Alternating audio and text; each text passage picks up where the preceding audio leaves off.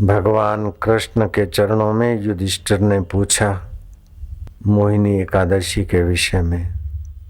तब श्री कृष्ण ने कहा युधिष्ठिर को, भद्रावती नगर राजा धृतिमान का राज्य था।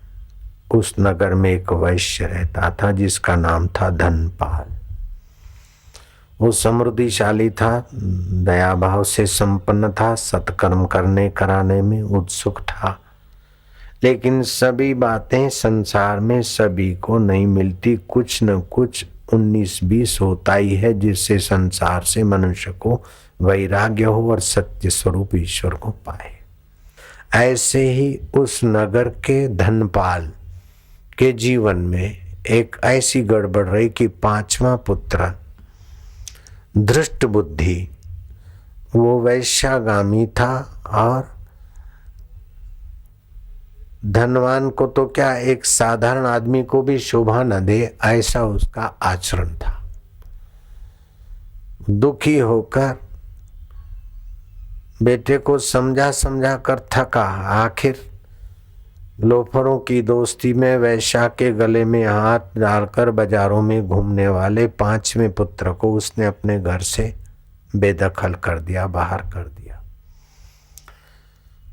वो 5वां बेटा श्री कृष्ण कहते हैं धृष्ट बुद्धि था।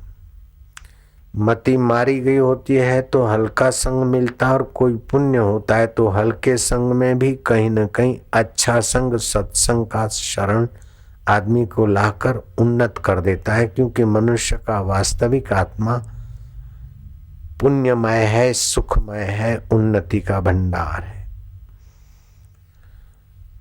तो पापों में संलग्न दृष्ट बुद्धि बहुत दुखी हुआ। पिता ने परित्याग कर दिया, नगर में रहना मुश्किल हो गया। भटकता भटकता जंगलों में, गिरियों में, गुफाओं में, आखिर संतों का दर्शन भी अपना प्रभाव रखता है।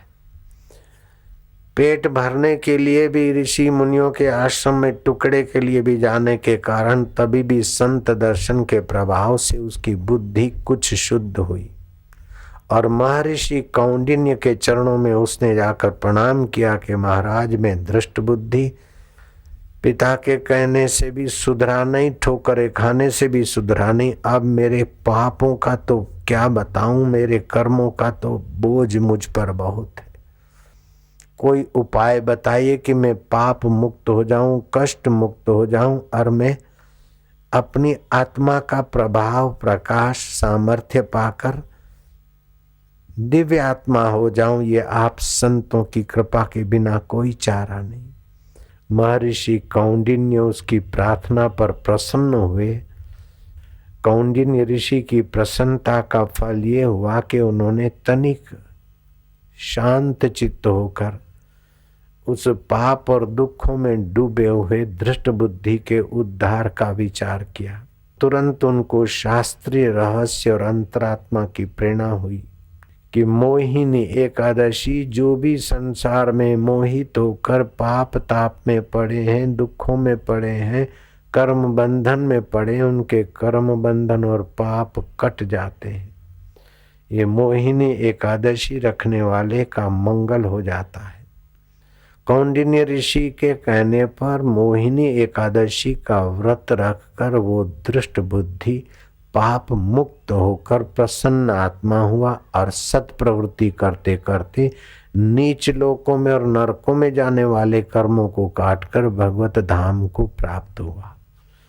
इस मोहिनी एकादशी का महात्म्य सुनने और सुनाने से 1000 गौदान का फल होता है।